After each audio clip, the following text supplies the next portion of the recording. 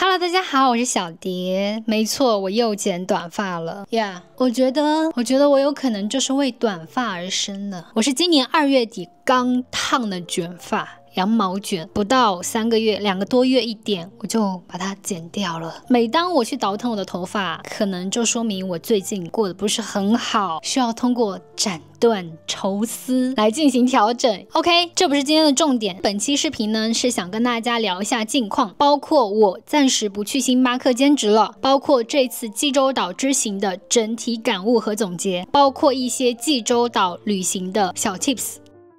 就是3月底的时候，我跟我们店的一个伙伴产生了一些矛盾，针对工作上的事情我们有一些不同的意见。我因为看不下去他的一些不符合规范的操作，我提醒了他，然后遭遇了一些反击。最后整个事情的落点在于他对我进行了可以说是人格羞辱吗？发生那件事情之后，我好像被泼了一盆冷水，让我开始思考，只要是工作它就会存在一些让人无法接受的东西。这份工作让我没法接受的是我的同事、我的伙伴对我进行辱骂。当然我是大受伤的，但是这个大受伤它是有一些延迟反应。那件事情发生之后，我自己整理一下思绪，我理解到它可能是素质比较低，我自己尝试去理解这件事情的原因。整个梳理下来，那些他的违规操作也好，他的满意出来的爹味儿也好，好像没那么重要了。我心里最痛恨的是他对我的那句攻击，言语攻击。那件事情发生的当下，我是可以马上立刻原地离职的，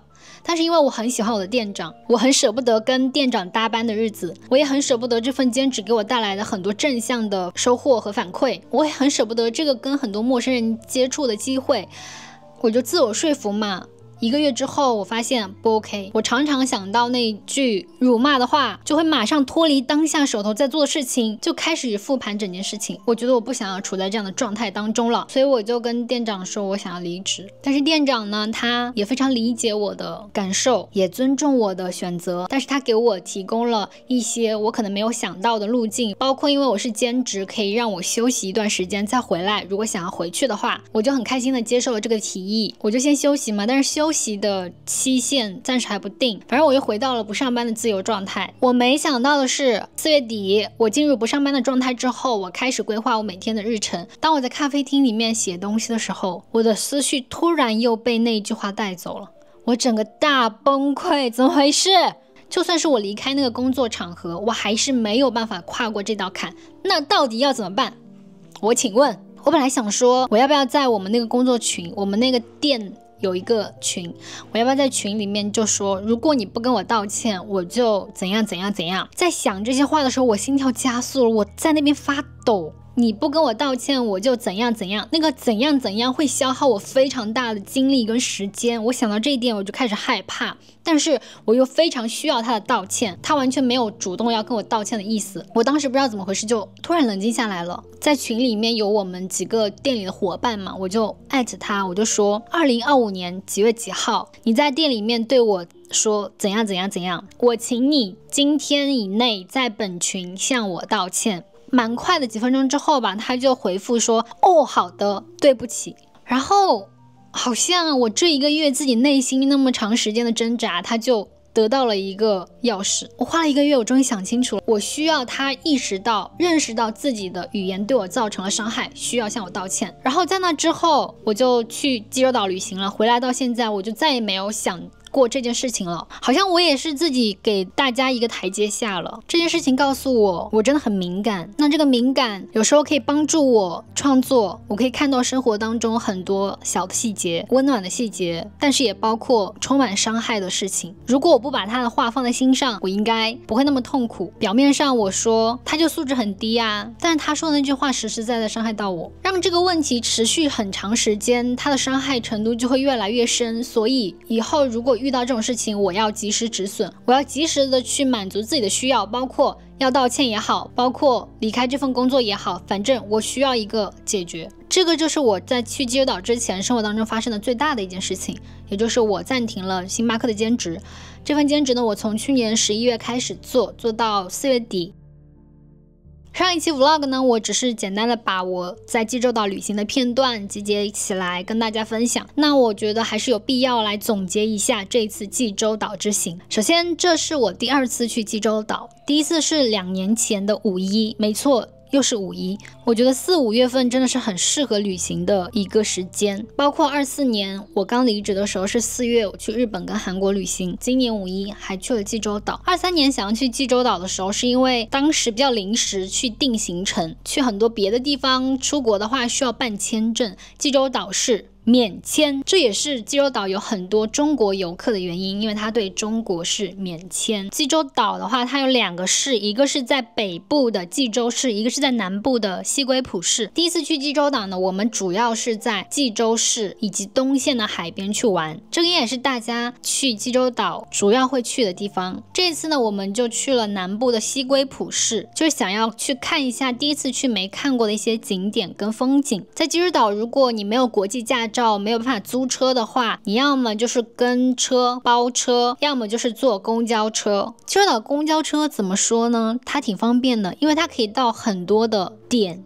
它每个点它可能比较密，你可以具体到某一个位置会比较方便，但是它可能不准时，而且班次比较少，你可能需要等半个小时才能等到你的那一班车。如果天气好的话没关系，可以等一等，如果下暴雨的话在济州岛的话，就是需要用韩币，你可以在国内先到各大银行去预约，然后换韩币再过去。你也可以到济州机场去取，韩国有交通卡叫 T-Money 卡，你可以用韩币现金到便利店去给 T-Money 卡充值。还有一个卡类想要推荐给大家叫 World Pass， 去年陈老师在首尔的时候办了一张 World Pass 卡，这一次我们在济州岛用起来非常方便。World Pass 它可能在韩国的很多区域很多点它会有一个机器，在济州市的话，你搜索一下地图上，它会有，你可以去到那个机器，然后用这张卡，你可以存人民币进去，它在里面会以一定的汇率帮你换算成韩币，之后你就可以用这张卡消费，就像一张储蓄卡一样。那张 World Pass 卡也是一张 T-Money 卡，你可以把里面的存款直接充到 T-Money 的那个账户，就是很方便的一张卡，叫 World Pass 卡。它办卡的时候好像需要5000韩币。如果你比较紧急的时候，当你没有韩币现金，你有一张信用卡就可以去办 World Pass， 都可以直接通过信用卡去支付。当然这张卡也可以取现。我的这张 T-Money 卡呢，是我2019年去首尔的时候办的，然后一直用到现在。像我知道在日本的话，可能你西瓜卡在某一些城市是不可以用的，但是 T-Money 卡在韩国整个境内都是可以刷的，很方便。我呢用的是 Naver Map 和 Kakao T。Naver Map 就是地图， Kakao T 就是打车软件。像陈老师他只用 Google 地图的话就不太准确，如果要去的话建议大家下载 Naver Map。这一次的济州岛之行呢，前半程5天我是跟陈老师和他父母一起，后半程的5天是我自己一个人。这样子安排行程呢，首先也是因为我时间比较自由，其次是回来的机票往后推几天会比较便宜。去都去了，我就想说多待几天，多感受一下自己一个人到处走走看看。果然我自己一个人待是待对了，那是为什么呢？上一期 vlog 有看吗？我基本上跟陌生人的对话都是在我一个人待着的那几天。我想了一下为什么，包括我今年2月去京都也是，当时跟他们一起玩的时候，我们就每天要去某个行程，要去哪里做什么，就大家一起，然后聊天说话沟通也都是内部在进行。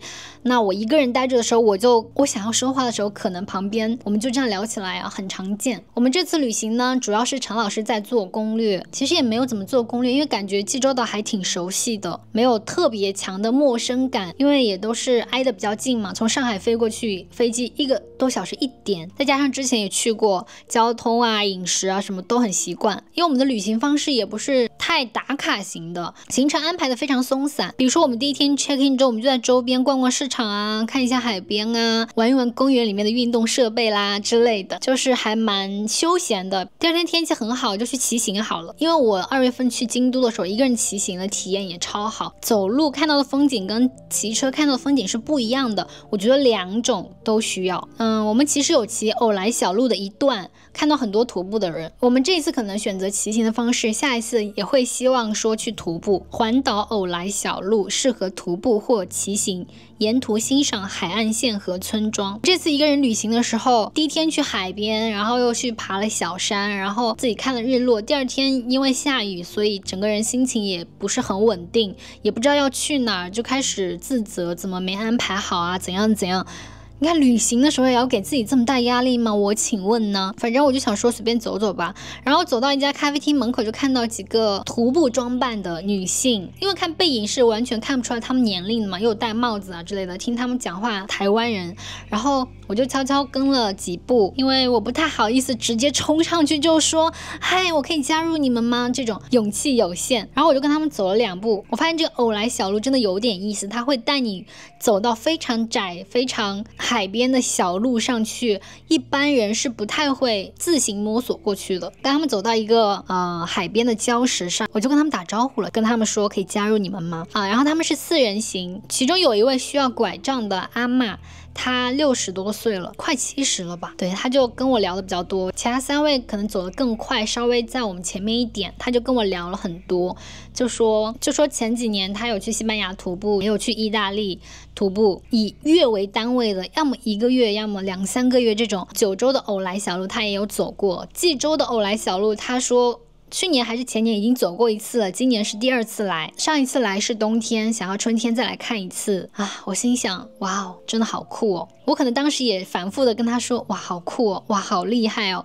哇，太棒了吧，真的太酷了吧！他们身手矫健，其中一位已经70多岁了。徒步老手，一直走在前面，速度也很快。除了跟他们聊旅行经历，他们还跟我说，年轻人呐，要从年轻的时候就要开始做一些投资。这个话我有在慢慢消化了，就是说，反正就是很神奇耶。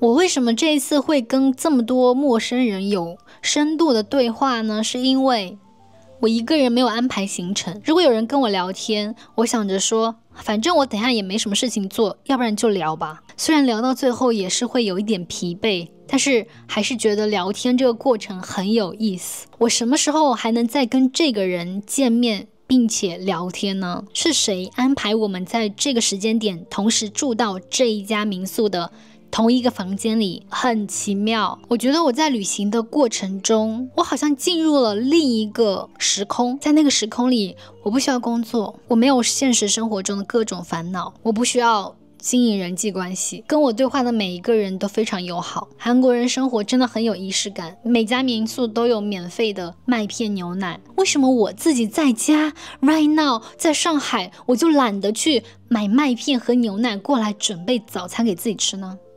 Why？ 我自己一个人住的第一家民宿叫 Harbor House， 我觉得他们的厨房跟餐厅都很漂亮，就感觉他们好会装扮哦。包括第2家民宿也是，家里都非常温馨。为什么我就提不起兴趣来装扮我的家呢？ Why？ 我到底是缺少了哪一点对生活的乐趣？我的生活兴趣在哪里？我请问呢？我这次的旅行呢，有一个很大的收获，就是牛奶跟麦片就是一顿很丰盛的早餐。如果在韩国你想多吃点蔬菜，就请吃麻辣烫，因为麻辣烫你可以自己选，可以多放点蔬菜。其他的韩餐本餐哦，蔬菜量只有一点点，真的很容易便秘。然后要去到这种海岛呢，请务必做好防晒。我这一次用了安耐晒，还戴了帽子，时常还戴口罩，就做好全方位的防晒。为什么呢？也是血泪教训。今年2月我去京都哦，然后我当时没有防晒，就是一个懒，回来之后黑一圈，直接被我店长问，你好像黑了。也没关系，很快白回来之后，这次有认真做防晒。有看出来吗？其实我今天浅化了一个淡妆，最近也对化妆产生了一点点兴趣。我发现原来化妆没有我想象当中的那么困难。我之前真的把化妆想象成流程非常多的一件事情，但是我发现我可以简化，用上我现有的所有东西，很多什么修容啊、眼线啊都没有，那就不用，一整个简化，发现 OK，气色还不错，化完妆之后 OK， 美上一个高度，就是觉得素颜的时候确实比较憔悴，我认可。以前没觉得我的皮肤特别黑特别黄，化妆之后看了一整天皮肤白皙的自己，然后回家卸妆发现 Who are you？ 怎么黑成这样？我请问呢？反正这一次旅行是真的有被治愈到那个夕阳。为什么我在上海就不会想找个地方看夕阳呢？为什么上海哪里可以看夕阳？朋友们，请推荐给我，我一定去。为什么旅行当中那些很好的生活方式跟习惯我没有带回来呢？为什么？好饿，我现在录视频，可是好饿。我先点个外卖吧。等一下朋友们，我先点个外卖回来继续说好吗 ？OK， 稍等一下，马上回来。Hello， 大家好，我回来了。我点外卖呢很简单，就是找之前点过的外卖再来一单，效率非常高。刚讲到哪了？那好，我想问自己一个问题，是不是以后每一次遇到困难，觉得生活无趣的时候都去旅行呢？我想你需要先努力工作并存钱。对。其次，我发现每次旅行的时候，我都会用非常新的眼光去看待当地的风景、当地的人和当地的生活。可能同样的风景，我在上海也可以看到，甚至可以看到更好看的，但是我选择没有用新的眼光去看它。我选择的吗？可能是我没有那个心力吗？反正不管怎样，就是我没有这样去看它，所以日常生活显得平淡无聊。但我相信不可能每个人的生活都非常精彩，那怎么办呢？接受这个无趣，接受这个无聊，等待下一次旅行自然而然的到来。其实说实话，我在星巴克上班非常开心的那段时间，我觉得我不需要旅行，我觉得我的生活已经非常开心、非常丰富、非常精彩了，旅行无所谓，无所谓。一离职吧，就对旅行开始上心了。那有时候呢，会觉得出发的时候没有那么期待。好，飞机一落地，好，一走进人家的机场就开始期待心动了。你知道，就是耳边是那种不熟悉的语言，空气当中是不一样的味道。真的，我这个人敏感到什么程度？我觉得虽然我属牛，但是我可能有狗鼻子，就是非常灵敏。我觉得我的味觉也很灵敏。讲个小故事。前段时间陈老师刚给我转发了一个新闻，那个新闻说的是有一个男的，他买了椰子，开了口的椰子，他就把它放在家里，1个月之后他就喝了一口，然后他死掉了。为什么陈老师给我转发这个呢？时间来到23年的11国庆假期，我们当时在普吉岛，当时我们想要换零钱去付出租车费，我呢在出租车里面等着，陈老师就下车去急急忙忙的路边摊买了一个椰子回来，然后我们就付了出租车费，2个人慢悠悠的走回酒店。当下我喝了一口那个椰子，我就觉得不对劲，味道不对劲，一点都不新鲜，不好喝。然后我当时呢，我就很生气，那整趟旅行我状态都不是很好。我现在回去复盘，一定跟当时的那份工作有关系。我当时觉得不好喝，我就生气了。再加一个背景，当时已经天黑了，他那个应该是开了口放在那边的椰子，可能放了1天 maybe I don't know。 我们买到了，我喝了一口觉得不新鲜，我就跟他说我不要喝这个了，真的不好喝。我当时只是觉得不好喝所以不喝，那陈老师说没关系他就喝嘛。我不知道陈老师喝了多少，当天晚上他就开始闹肚子，第2天整个脸色煞白，急忙去便利店买了那个类似于打喜的那种药，但是液体的，没用。然后当天我们是 check out 要去曼谷，那一天他都是以感觉精神恍惚的状态，当时我还不知道是怎么回事，你知道吗？我们还不觉得是那个椰子的问题，我们只是觉得大家东南亚的食物都吃的不是很习惯，所以会闹肚子。到曼谷第1天，我来了，我肠胃开始不舒服了，头晕。好，我在酒店躺1天，怎么会说到这里？怎么会说到这儿啊？我是从哪里把这个话题引到这里来的？请问啊？我刚才说什么？年纪大了真的会失忆。椰子，然后呢 ？Oh my god， 算了，再想下去就会变成自责，再想下去整个视频都发不出去了。算了。对，然后怎么会这样？快点，想不起来，完蛋。不管怎么样，生活还是继续，年龄继续增长，我的视频继续拍下去。OK， 好，那什么？好，我不需要旅行。